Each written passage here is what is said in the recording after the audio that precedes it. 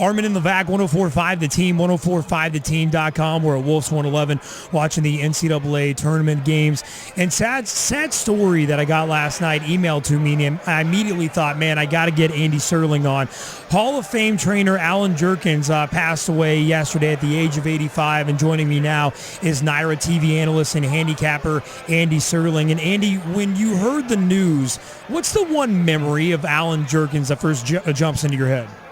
I guess when you think of him, really, you think of the kind of person he was. Beyond how amazing he was professionally, you think about a man who, if you go around the racetrack, you can talk to so many people that have stories about what a generous person he was and how many people he helped out at every level in this game. And I think that's what I remembered and thought about what we lost, because we not only lost a legend from the perspective of his wins and his successes at the racetrack, but we lost a legend of a person that was unparalleled in not just in this game, but in life. A person who, lived his life the way any person would wish and hope they could live their lives. Andy Serling with Armin in the VAC. Hall of Fame trainer Alan Jerkins passed away at the age of 85. And Andy, this was a guy that loved the sport, and he loved Saratoga. When I walk around that place, I think of guys like him.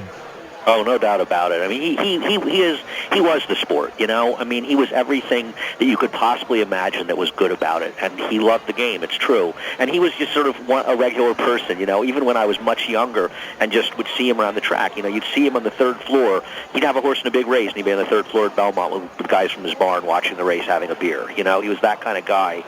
You saw him around. He always was friendly and talked to people. He was a wonderful guy. I mean, just to know him, I feel very lucky to have had any association with him whatsoever, even if tangentially just from working in the same industry as him. But, knowing him a little bit around the track, and of course he did the At the Post show, and I feel honored. I mean, just the fact that he would come down there, at 9:30 at night in his 80s, getting up at, 3 in the morning, whenever he got up, that was probably late for him, to come down to a crowd and talk to people about racing. That's the kind of person he was, and his success in the racetrack was remarkable, and obviously he's remembered for the many upsets that he engineered with horses like Onion beating Secretariat, Bo Purple beating Kelso, but also just what he did around the racetrack. He touched so many people's lives, and always in a very positive way. And what's funny, too, reading all of his accomplishments, the youngest to be inducted into the Hall of Fame, youngest trainer, and I didn't know he never won the Travers. I mean, he passed away going, dang it, I was this close.